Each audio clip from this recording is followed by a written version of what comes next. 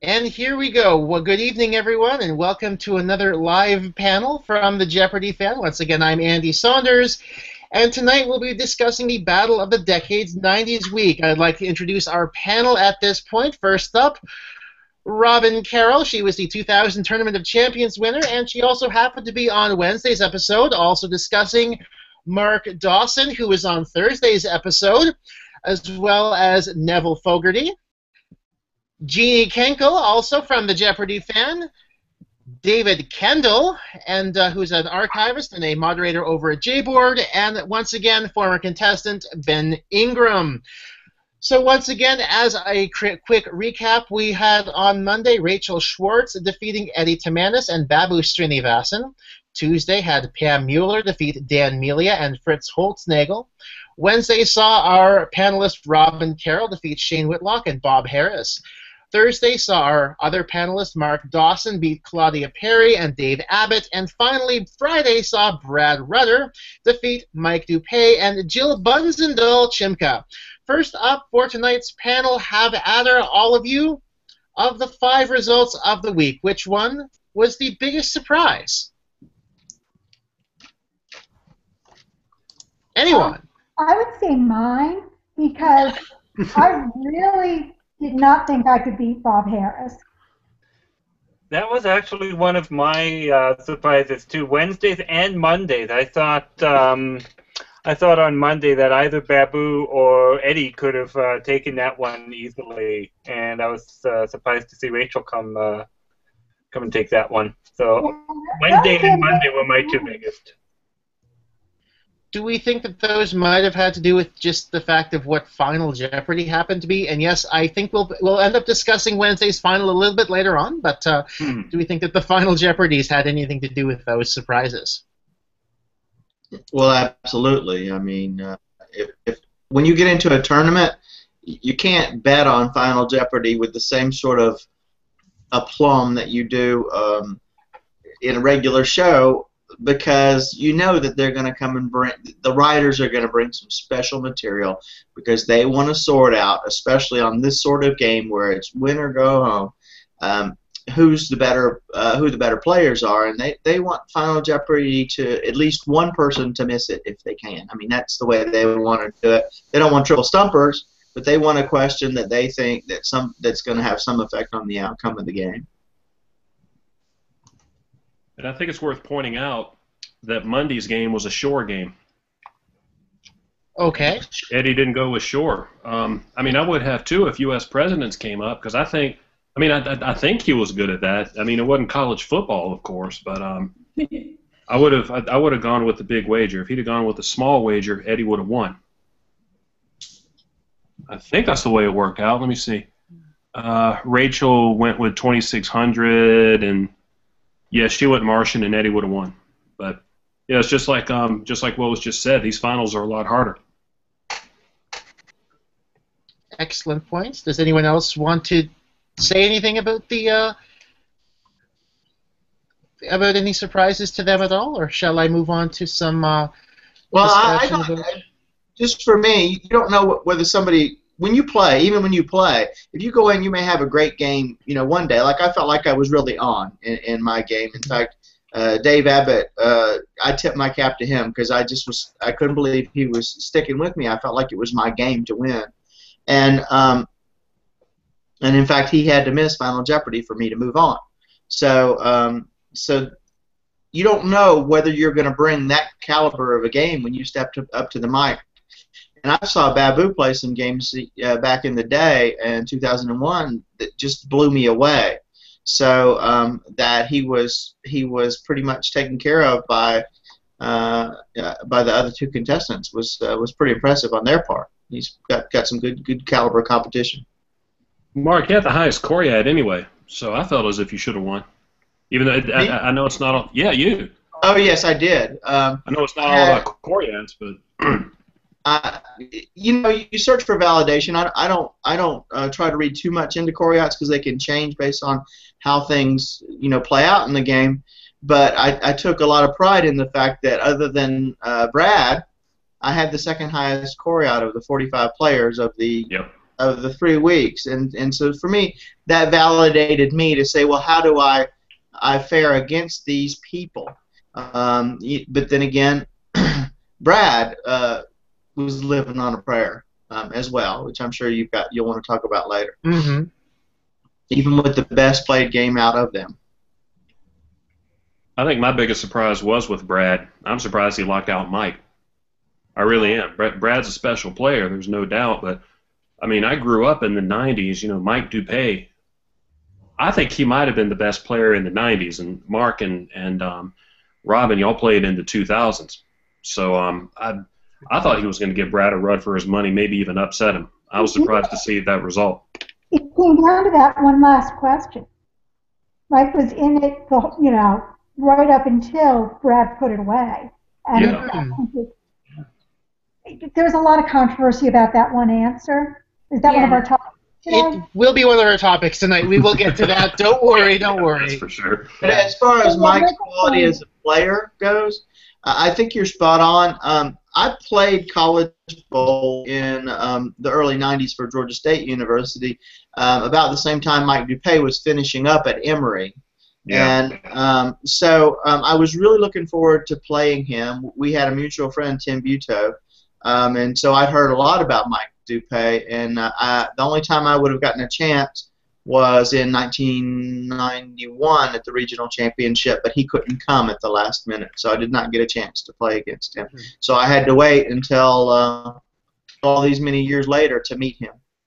But I'd always heard what an excellent player he was. Oh, yeah. I watched a little too late to really be impressed by Mike Dupay. I don't really know him that well, but I know that Brad was one of the best because he was in the $1 Million Masters and the Ultimate Tournament and all that. He's money. Knowing now that Mike was one of the heavy hitters of his day, I'm just wondering why they put Brad against him, because I always got the impression that two of the people that they wanted to advance were Ken and Brad. So why did they put such a strong player like Mike against Brad? I don't know how they choose those all the time. I think that they do try to set up certain things, but I think sometimes that the rubber's going to hit the road somewhere, and so you're going to have matchups in a tournament like this. So I don't know. I think Cole. I think it's better television, though, to have someone really competitive playing against Brad, and not to dismiss Jill, who's a wonderful player, but she just got crushed between the two of them. Normally, she's an excellent player. But yeah, I think it was a lot more exciting to see Brad have to really work for it than just, buzzing in while the two people standing there like deer in the headlights. Who doesn't love an upset? Yeah, and I think it could have happened. I think it came awfully close. But I know in Ken's game they just put pretty much. I mean, no offense to Ken's players, but they pretty much put Cannon fodder up against Ken. So I'm thinking if they wanted Brad to advance like Ken did, why didn't they just do that? Maybe they don't like Brad. No. No. Maybe they took too much of their money. Different fields, though. I mean, I'm blanking on who Ken played in the first round. Remind me. Bring that up. Whom did he play? That was on Thursday, wasn't it? Michael Falk, and I can't remember who his other opponent was. But Venita. Ken played Venita. Venita. Oh, Venita was a great player. I don't know how good of a player she is, but she's real smart. She's real good. Well, it's funny. I know that Venita, from some of my own friends who were in that area around the same age as Venita, playing high school quiz bowl against her, and Venita was as revered as Mike Dupay was in Mark Dawson's time. So that's about how it kind of works along the same way. Maybe I called her cannon fodder too hastily then. No doubt. Absolutely no doubt. But it was like what Colby said. He said last time we were together that they wanted to put the best matchup on Friday, but then you see Dan Pawson. Well, we know all these players, Keith and Maria and Dan. Well, this is the 2000s, but they put Ken on Thursday on the 2000s, and then they backloaded the 90s. They put Mike and Brad on the last match. I think that would have been more appropriate as a semifinal. I mean, a tournament semifinal. Because I mean, both these players are just titans. I'm glad I finally got to see him go at it, but you know, and then that brings up once again, Brad Rutter has gotten lucky.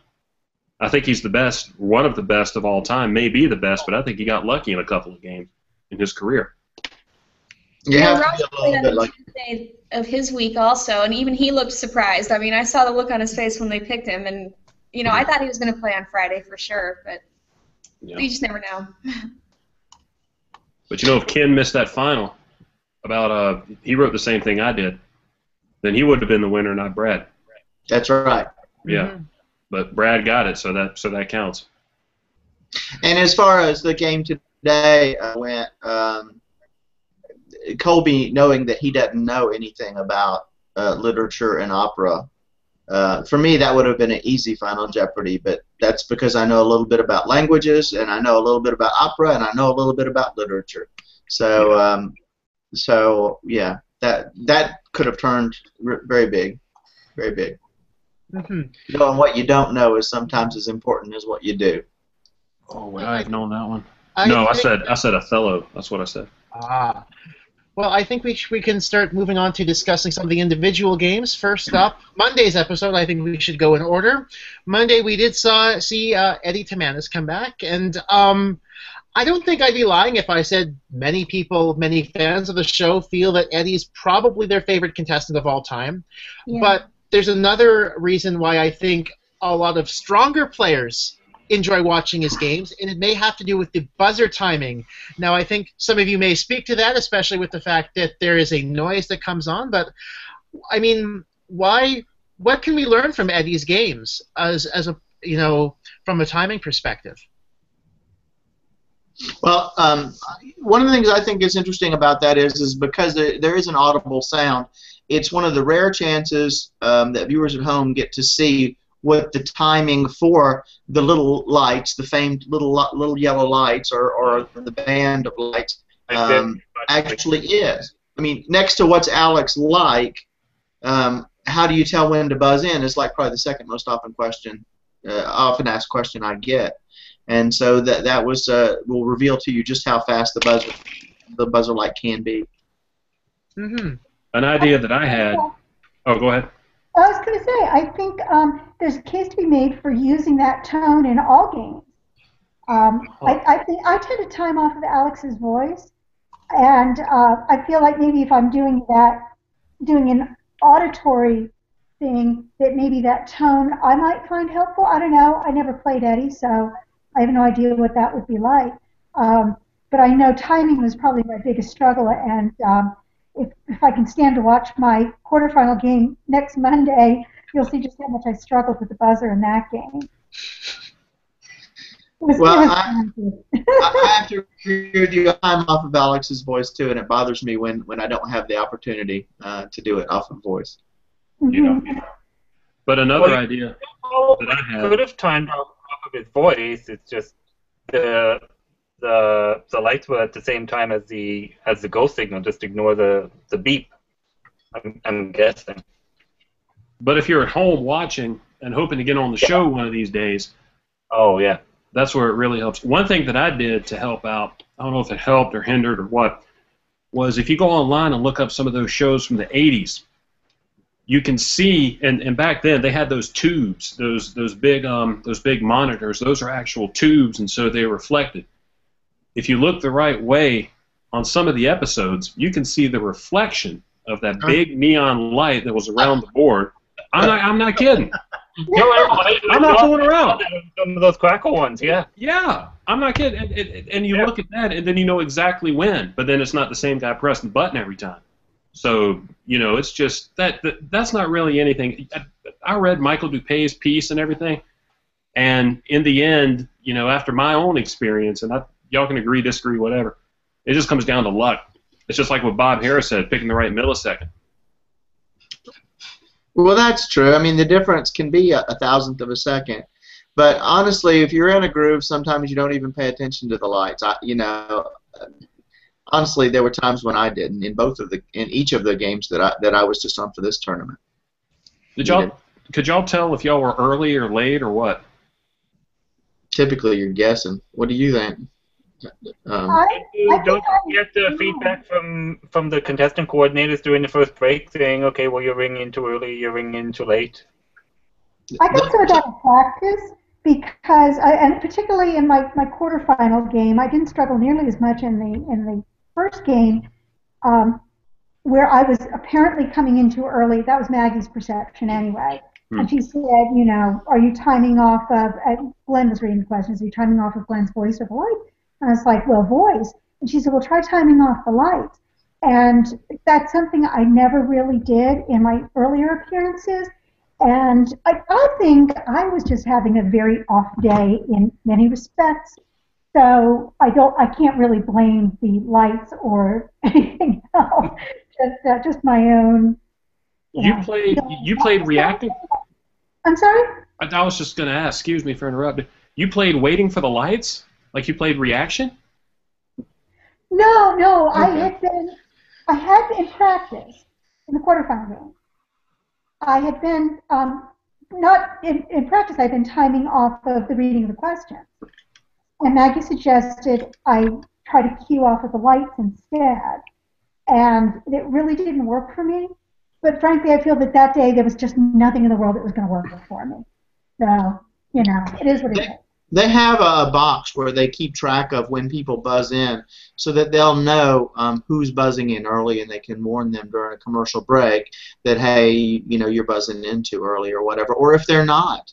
I remember them telling a story about how someone wasn't ringing in because they were, and I don't know if this is apocryphal or not, Maggie told me, who knows, but they were buzzing with their little pin that they had always practiced with. Oh, no. So they weren't even holding the buzzer for the first commercial break. I don't know if that's a true story. You'll have to ask Maggie. Hey, Mark and Robin, I wonder, do you guys use your thumbs to ring in? Yes. Okay. I'll switch hands. You can see me switch hands a lot. Oh. But I always use my thumb, and I feel like the best thing to do is to get rid of that. There's a fat pad right there, and so I'll push just a little bit past that, and I'll push down on it a little bit. But really, it gets to be a sense of timing where, since I'm not reacting to the lights, I think if you're reacting to the lights, you have to have the button down just a little bit. But if you're sort of timing it, then it really doesn't matter. You just sort of get the rhythm of it, and that little fat pad thing is sort of part of all in the action, you know, and you don't really have to worry about that. Like I think Ken says he waits an extra half syllable or something. I don't remember what he said. Yeah. Really? I did it. Another thing about buzzer timing is that it's a lot easier to get into a groove and ring in when you're doing well in the category.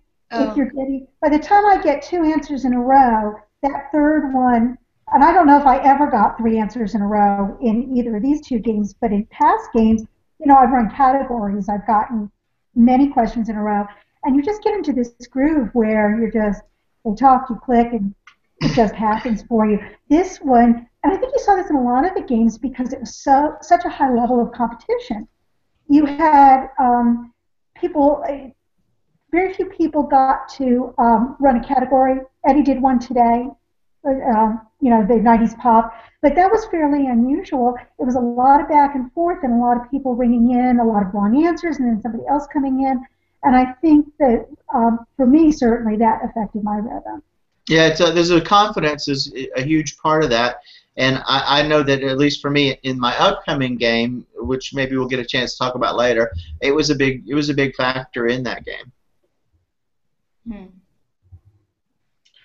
Okay, so I think we can move on to, I would say, Tuesday, and that game with Pam Mueller, Dan Melia, and Fritz Holznagel. Now, if you listen really closely, I think you could probably hear Pam getting kudos for many of her right answers from her competitors. And that seems to me that she's a really strong player and has a big knowledge base, which also says to me, compared to a lot of the other greats, that she might be underrated. Do you guys think she's underrated? And if so, how underrated do you think Pam is? Well, I just wanted to thing on the kudos thing. I just thought it was just because Jeopardy people are nice. I mean, I'm not nice. It's true. I mean, Jeopardy people are nice, and even though they're nice, I'm mean. I'm mean and evil. My estimation of her is that she has she's got a clear head when it comes to winning and understands doing what it takes to win, which I think is really important when you're in tournament play. And I think she has a very neat, deep knowledge base in the areas that she knows. She's somebody that I think is formidable, sort of in the same sense that, gosh, I'm going to have a name problem. There's a fella in the 2000s who has an extremely deep knowledge base too. Sometimes it's the more mundane things that he misses. And I can't think of the name right now, but I'll look it up in just a second. Just because that's the way I am when I get tired. I have a hard time with names. Huh? Were you thinking of Roger? Yes, Roger. He's very deep. Yeah. He knows stuff I don't have a clue about.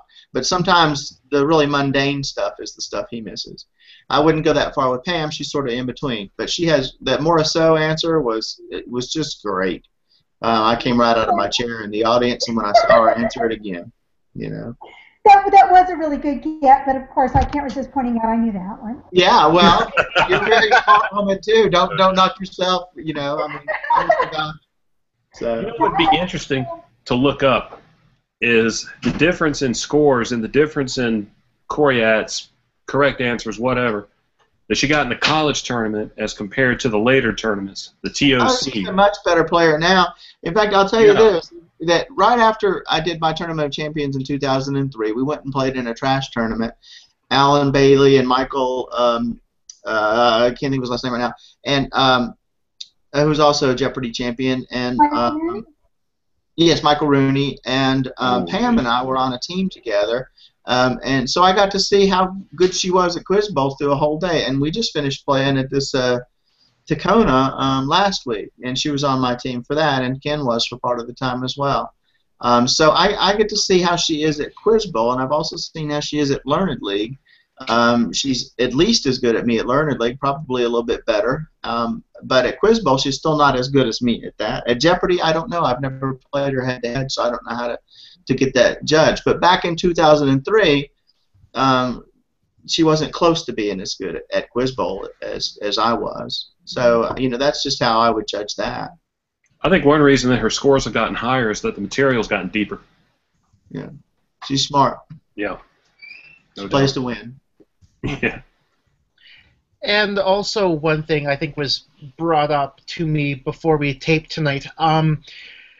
Do we think that Dan may have had the biggest kind of wheelhouse question of the week when it came to Tuesday's final, Dan Melia and... I don't know how he might have written that question. Oh, Office Dyke, yeah. Well, he's the only one of the three of us who's ever, of the three of them that had ever stood on top of Office. Oh, yeah. Okay. But they had no way of knowing that, of course. Right. And Pam told me that she didn't put a lot of consideration into it because she knew she had zero money riding on it. She thought about it long enough to put something down so that, you know, she might have a stab at it. But she got the devil on the internet for what she wrote. She got the devil on the internet for what she wrote. She wrote Scotland and Wales. She got a lot of disrespect for that. So that's not cool. The magnitude of the brain fart you can have up there. Of course she knows that Scotland and Wales don't border, but sometimes, you know, those brain cells are just not firing in a normal way. So people who don't have played can criticize all they want. They, you know, I totally understood how to come up with something that far off. Those people just crack me up. Whatever. Have your little fun. These are people on Facebook, eh?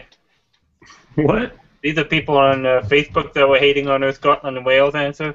Probably on Twitter as well. Oh, yeah. Yeah. I had some teenage twit teasing me on Twitter, and it's just like, oh, God, isn't it past your bedtime? Go do your homework. Someone said something to you? Yeah, this was before I played. And he was just basically talking smack. And I'm like, yeah, how did you do? Oh, wait, you haven't been on the show, have you? But I could have said a lot of things, and I decided I'm the adult here. Yeah. I'll be the bigger person, and I didn't really engage with him much. But he actually wished that that I would end up facing Brad and Lesha. And so when after the quarterfinals were announced, I said, well, you got half your wish anyway.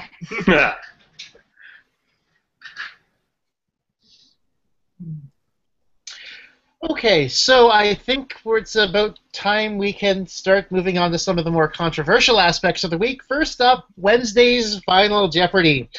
Um, Fortunately, I went to the archive already, and I decided I was going to write this one out to save everyone the opportunity to have to go look it up themselves. The category was four-letter words, and the clue was as follows. New research says this word that has become ubiquitous dates back to young men also called macaronis. The contentious correct response, what is dude? What does everyone think? I think Robin should go first. That's what I think. Robin, Yeah. you on this one. I don't know what to do. So the panel wants to go Robin's way.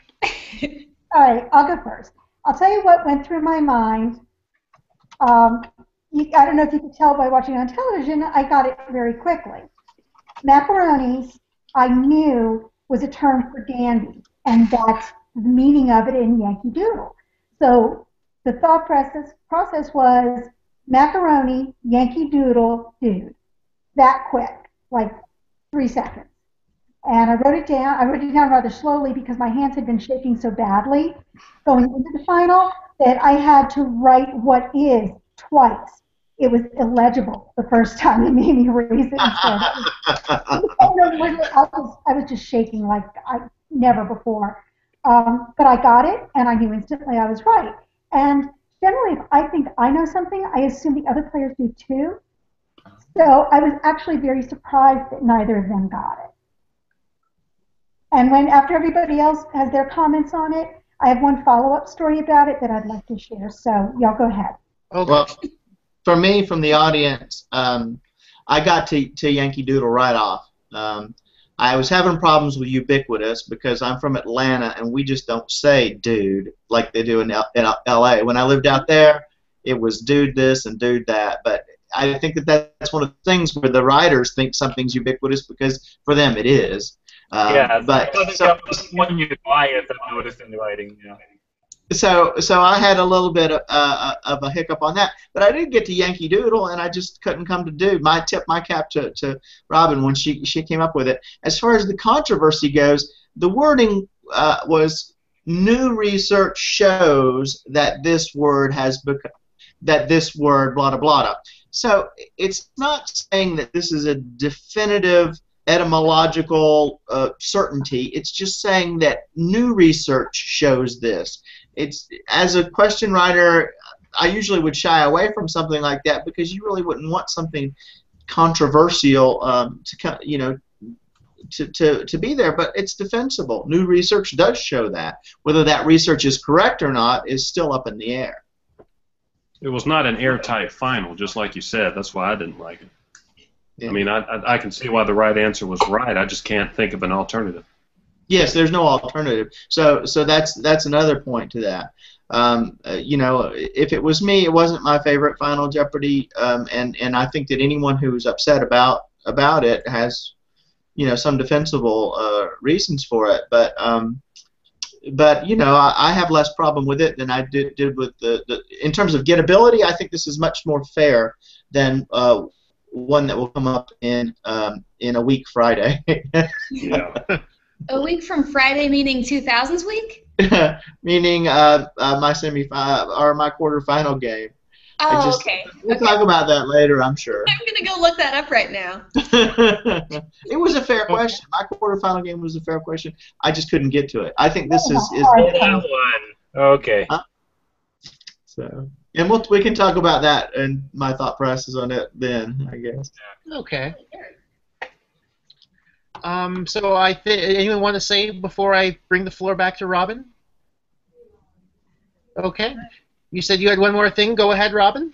I did. Well, actually, I have two more things now because I thought of another one based on what Mark said about the controversy and the gettability, and when that was brought to my attention that was controversial, my feeling was I answered the question they gave me, and I don't know if anybody has any issues with me for getting it, because they feel it was not a good question or whatever, but I did what I was there to do. I answered the question.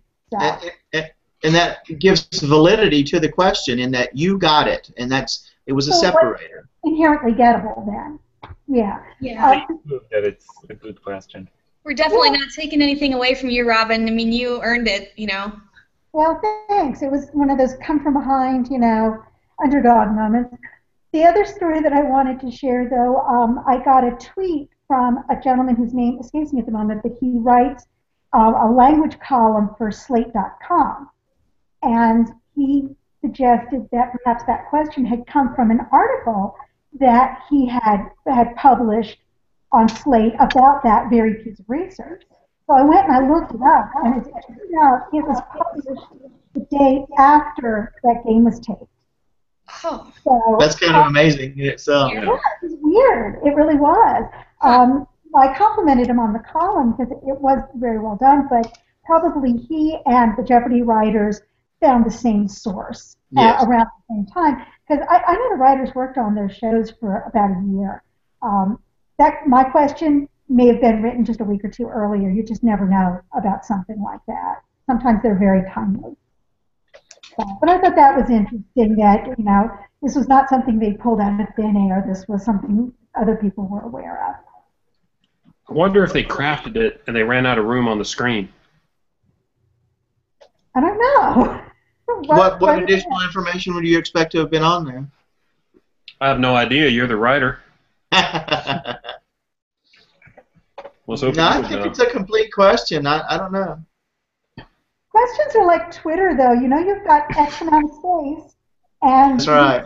You take that space and you make the most of it. And that's what really stuns me about Jeopardy answers, that the writers get so much information into that tiny space. And the trick people, how do you know that?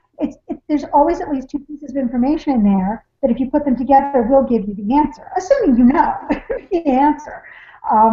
And there's a lot of times like I didn't know I knew that, but I knew A and B, and you put it together. And they did that. That was very true in that case. You take the ubiquitous American term and macaronis, and it gets you there eventually. Yeah, I think it was a very good get. I missed it myself. That's why I'm mad about it. Oh. Well, that was the only Final Jeopardy of the entire week that I knew, if that's any consolation. That's the only one you needed to know. That's right. Okay, I think we can now move on to Thursday's game. I would almost say, no offense, Mark, but that almost, in coming up and watching and doing research, it felt like the most normal game of the week. Most normal. Yeah, but interestingly enough, I actually got we got a question from one of our viewers, from Arjav Rawal. He says, he asks, do you think anyone saw Dave's overwager coming in last Thursday's show? He's done it before. I didn't think he made an overwager. I think he made an appropriate wager. And you talk about Dave Abbott in my game? I think so, yes. I didn't look at his numbers, but I know that he bet to cover me, and that's the smart thing to do. I do very well at Final Jeopardy. I follow Robin's basic rules about Final Jeopardy, and I get most of them. I think that in my other games, I missed very few. Okay, and in my Tournament of Champions, I missed none of them. In my 5 games, I missed 2. One of them for misspelling error. And then in this Tournament of Champions, I missed one of in the Decades Tournament, I missed one of the 2. So and also my Ultimate Tournament of Champions, I got both of those. So I'm very good at Final Jeopardy. If I was Dave Abbott, I would bet whatever it took to stay ahead of my bet. So I don't fault him on his bet at all. For me, my choice was simply to make it a 2-person game, and I do that sometimes. I didn't want Claudia to have a chance to win. I figured that was my best chance of winning. And literature's a good category for me, so I wasn't really worried about the topic. So. Now, one question I thought of, and maybe Mark and Robin can impart some more information about this, but Do we think that Dave may have accidentally gotten his author John's crossed up, writing John Le Carre instead of John Updike? He told me, what did he say? He said his first thought, he realized that he'd written an English person and it couldn't be an English person, but I think he just got flustered. I saw the John every time, and my biggest fear when I wrote down my answer, and I knew that answer to that question right off, because I'd remembered it from the 90s, was that I would write down John Irving, because sometimes I get him confused with John Updike, just in terms of names. And so maybe that's part of it. I think Dave got flustered because of the pressure. It's like when you play poker. If you play free poker, it's pretty easy to make the right decisions. But when there's money on the line, that's when you find out whether or not you can think under pressure. And it happens to everybody. That 30 seconds is pretty darn short when everything's riding on it. You can live a lifetime in those 30 seconds. Yeah. Mark, did you see what Dave Abbott posted on my Facebook today? No, I did not. Books? Oh, that he's read. He went back and read that Rabbit Run. Yeah, I did see that. He wanted to win that game. He's a real competitor. Well, actually, both of them wanted to win. Claudia too. People ask me why I went to the music at certain times in that game. And that's because I knew Claudia worked in the music business, and I knew that Dave Abbott was a musician. So I wanted to get the category I thought that they would do better than me out of the way. But I know a lot of music too, so I was happy to get 3 of the 5. That's one thing I had going in that game. Just try to get their categories out of the way early if I can. Yeah, that's one of the I guess advantages for you guys and disadvantages for like the clue writers and everything for tournaments is that you know your enemy a lot more because they've appeared before. You know what they do. You've seen their games. You know what they're good in and what they're not good in. So I guess that's an added level to tournament games like this. But that's in the next game that I was really excited about, playing Colby and Chuck. 2 people that I'd seen before and 2 people that but until you stand next to them, even if you know generally what they're good at,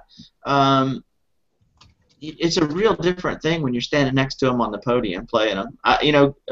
Robin, had you played Bob Harris before in the $1 Million Masters or no? I did not. We were both in the $1 Million Masters, but I played Babu in India, and India won that game. Which it's a testament to what a lovely person India is, that we're still very good friends in spite of the fact that she completely clobbered me. But yeah, I knew Bob from that tournament, knew Babu, of course, and I'm trying to think, well, Brad won that. I'm trying to think who else from the 90s who was there for our games that I also knew. I don't remember now. But in any case, yeah, I mean, there's 2 sides to knowing your opponents. On the one hand, yeah, you know their strengths and weaknesses a little bit better than some stranger off the street. But on the other hand, they're probably also your friend. Your friend? Yeah, I mean, I'm friendly with everybody that I've played with. What did I say? Jeopardy people are nice people. Well, that's part. If they ask you about how am I going to get on Jeopardy, that's one of the things. Listen to what they tell you, do what they tell you, and be nice. That's 3 of the biggest things to do. Don't be a menace. Survivor or Big Brother or anything like that. Be mean. No. If you're playing diplomacy, be mean. I bought that game this weekend, so I need to learn to be mean. But one question I had for y'all: you mentioned playing the opponent. Really, or is it did that play a big part? Meaning who our opponents were? Did it matter? Well, it's like if you're playing chess against another, or like if you're playing football against a team and you know that they throw the ball a lot, then you put 5 men in coverage, that kind of thing. Did you play against your opponents, or did you play toward your strength? I think I was just playing my own game, just going for the parts of the board where I felt that I was going to do well. I didn't know Shane at all before we went into this. I did know Bob pretty well, so I had a good idea what his strengths and weaknesses were, but I wasn't really thinking about the way Mark said you were strategizing by going to the music categories to try to preempt Claudia and Dave. And I wasn't doing any of that. I generally play based on which of these categories am I most likely to get and just try to rack up dollars as quickly as I can in those categories, like British authors. That makes sense. I guess you can outsmart yourself, I think, if you're trying to analyze your opponent. You know, football's a little different. You can watch weeks of game videos and strategize and all that kind of thing, and it's a little bit different than when you've just got mere seconds to think about what you're about to do. It's not a major thing for me, but it is something that I do take into consideration at times, what my strengths or weaknesses are, and what my perception of my opponent's strengths or weaknesses. I had not noted or remembered, though, when I played Colby next week, that he did bet low in today's game, and that was brought up to me as a predictor of what his bet would be in his next round, and it didn't occur to me at that time. My bet in the next game is for totally different reasons than mine in this game. Okay, I think we're safe to move on to our second big controversy of the week, that being Friday's game, especially with the ruling given to Brad Rutter when he was able to repronounce an answer. He originally said streptococcus instead of streptococcus. Of course, this ended up affecting the outcome of the game because the dollar value who ended up giving him a lock game. The only thing was, and I remember bringing it up in when it happened in January in a regular game, there was a clue on Narragansett Bay, and I believe a contestant was given a few opportunities to pronounce it before Alex finally ruled on it. And I'm just curious. Obviously, the judges are okay with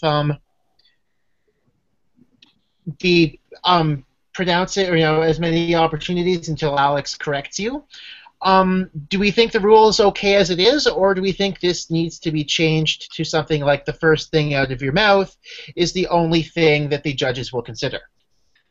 Personally, I don't like changing rules, whether they're a good rule or a bad rule, because the rules, they've been in place for 30 years now, and changing it would be unfair to people who've played the old way under the old rules. As to whether the repeating it several times thing is fair or not, it's just, I guess, part of the hazard of having that part of the game hosted by a human. Alex is a human. He has human tendencies, so, I mean, you just got to roll with that, and that's just how it works. But as long as they're being consistent, like you mentioned, they did it with Narragansett, they can do it for Streptococcus. It's somewhat unfair, and I wasn't the least bit surprised when I saw stuff on Facebook and stuff like that over it. But I mean, it's within the rules. Well, as a player and as someone who has played the game, I think it should be changed. As a fan, I don't want to see it changed, because when you're watching the show, you don't want to see money being taken away, and you don't want to see people ruled incorrect on what to a casual fan would be a technicality. You just like, oh, he came close enough, give it to him. But then the question is, what is close enough? And if the guy who said Narragansett got 3 tries, Brad Rutter got 2, that's not a very consistent strike zone. In other words, I remember I got a break when I played. They asked for 2 answers, and I gave only 1, and Trebek said 2 answers, and I gave the other one, got it right, and the daily double came after that. And I think that's right, part of the matter. And that happened with Celeste today, but she couldn't quite recover. And that they do want to give you that opportunity, and they will prompt you, and in certain other formats, they certainly would not. If you gave just 1 answer, you'd be out. There's a little bit of flexibility in this, in some of the other forms too, in their prompting of you. We need an answer. Yeah. And I had one like that when I was in my Tournament of Champions finals, that they asked me about the person who'd been in the biggest box office smashes of 1977, and then several years in the 80s, and of course I knew immediately what it was because I knew what the biggest box office smash in 1977 was, Star Wars. Well, it sure wasn't going to be Mark Hamill, and it wasn't going to be Carrie Fisher. So I knew right away who it was, and I was going Mark Hamill, Carrie Fisher, and Mark Hamill, Carrie Fisher, and I'm doing that over and over in my head trying to get the name out, and finally Alex said to me, he said, Mark, we need an answer. And I said, who is? And then once I started saying who is, it just came out. I said, who is Harrison? Harrison Ford. Who is Harrison Ford? No, I never said who is at the beginning. I'm sorry. I said Harrison. Harrison Ford. Who is Harrison Ford? And somewhere in the middle of all of that, they beeped me with the time finally while I'm in the middle of doing all that, and they had to stop and go to tape and decide whether or not I got the answer in time. And it was one of those things like today where they started their answer before the buzzer went off, so they gave me credit. But it took about 15 minutes for them to decide whether I was, and it really comes down to you know, did they tell me I was wrong or time was out before I finished getting my answer out? And I thought they ruled correctly that time. It's just another kind of ruling of that nature. It's not exactly the same thing. And then it the was question. Our day. Oh, I'm sorry. I was just going to say the question is, when did you start your answer? You know, because a lot of people get a chance to think out loud. You know, there's like, oh, is it this or is it that? I'm finally just going to say, who is this?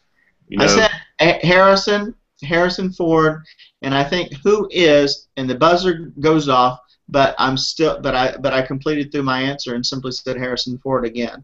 It I ought don't to be know good. exactly where the buzzer went. I don't know if it was before I started saying Harrison the second time or not. I couldn't tell you. Well, then you're getting into a $25,000 pyramid type ruling. You know, does your answer start when you give the substance of it, or does it start when you say who is? No one knows that. Yeah. So I don't know. I think they give everybody the benefit of the doubt, which I'm okay with. But then how big a benefit should you have? I think that's the controversy. The harder part for me with this particular instance, because I think according to the rules they stressed to us, was you can say whatever you want to and change your answer however you want to until you're corrected. That's maybe I'm paraphrasing. Robin might be able to correct me on that, but that's how I interpreted what I was told. Yeah, if you say Alex rules you wrong, you can keep trying to say it. Yeah. But my only thing would be is that, and me as a player, if Alex asked me to be more specific, that's sort of a different thing than changing my answer. I would feel like I was somehow morally obligated to say melanogaster or something, you know, some species name instead of, you know, just because he's asked me to be more specific than streptococcus.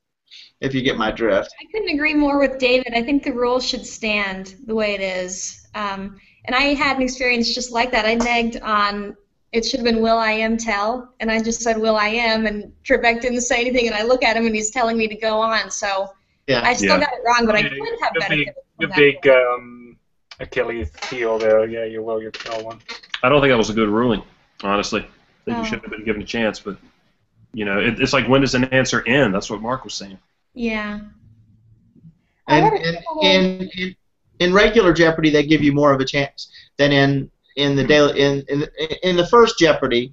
They give you more of a chance to correct yourself than when you're into Double Jeopardy, the Double Jeopardy round, because you'll see them prompt you for the who is or what is in Jeopardy, but in Double Jeopardy they don't prompt people. You know, so.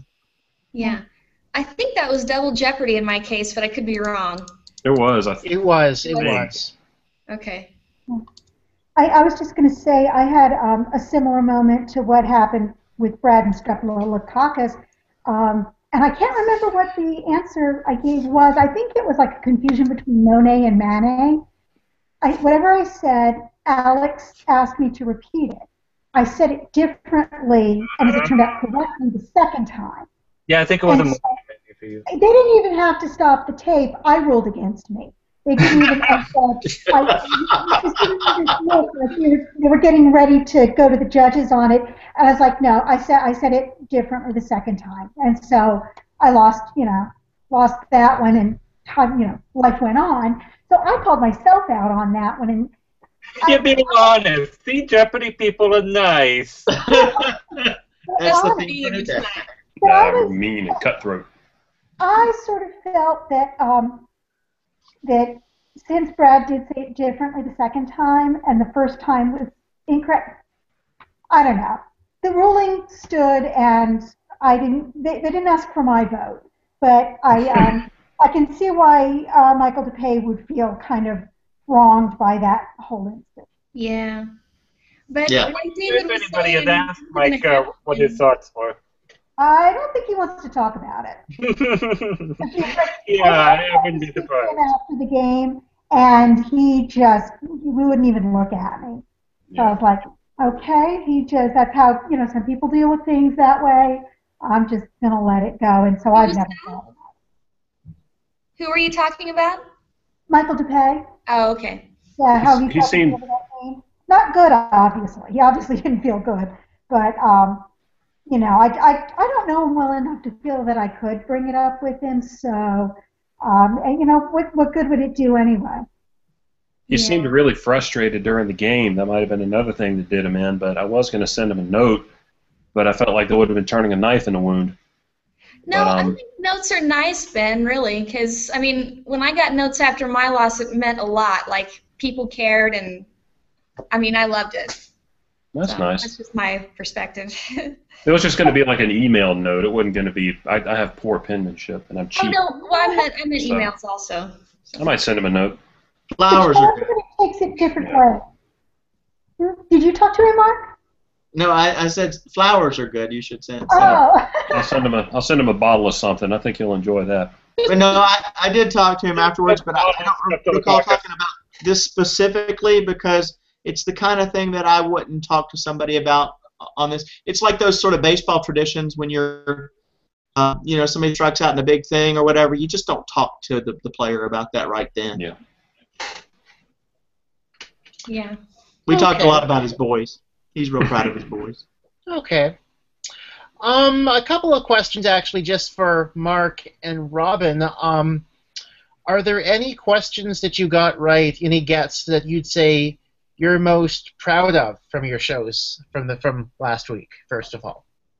From last week's show? Yes, like the one Wednesday and Thursday's show. Are there any gets that you're most proud of?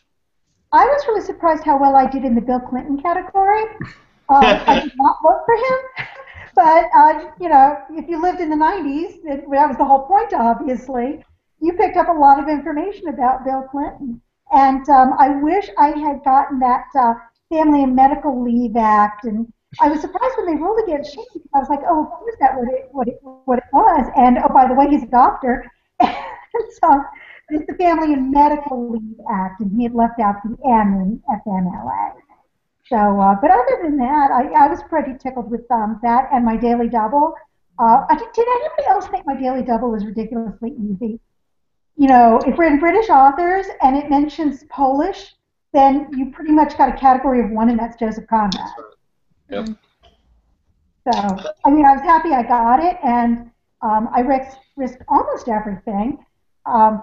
But really, that was pretty easy for a Daily Double. I have to say that mine were more things that I missed that I'm embarrassed about than things that I got. I say don't guess, and then my second rule is don't guess, and my third rule is don't guess. But how many did you guess? I guessed on one question that I recall, and I got it right. And that was in that islands category. When I picked the first one, and the very first one is Navy Island and Goat Island, and I'm like, that's a bottom of the board level clue at the top, and that's one of the reasons I really like to go to the top first to see how hard the category is. And I'm like, well, I knew it was the Niagara River, but I'm like, if that's the top one, then what are the rest of these questions going to be like? And Yep. So when I got to my Daily Double on that, and it was Elephantine Island and Kitchener Island. Oh, excuse me, I've gotten off track. The one I got that I guessed about was the Eel Pie Island, and really that was a guess just based on the fact that Robin and Jill and I had watched Jeopardy that aired the day before when we were having dinner in the hotel restaurant, that's cool.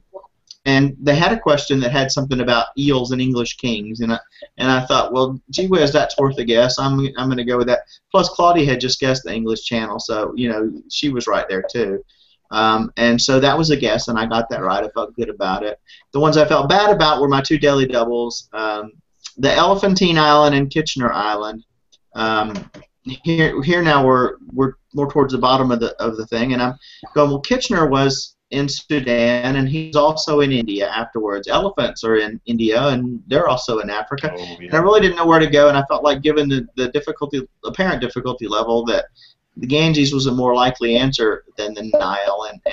And just, when Alex reminded me Kitchener and Sudan, I was like, great, Kitchener, yeah, I should have got that. Yeah, thanks a lot, Alex. But that's okay. That's my fault, and I felt bad about that because I used to work for a TV program in Africa, and I don't miss a lot of Africa stuff anymore. And then the other one was about the fluids, body fluids. Yeah. I used to teach anatomy and physiology. I have a degree in biology, and just serum never came to my brain. I was trying to get that answer to you from the audience, Mark. I was like, serum. Liz knew it.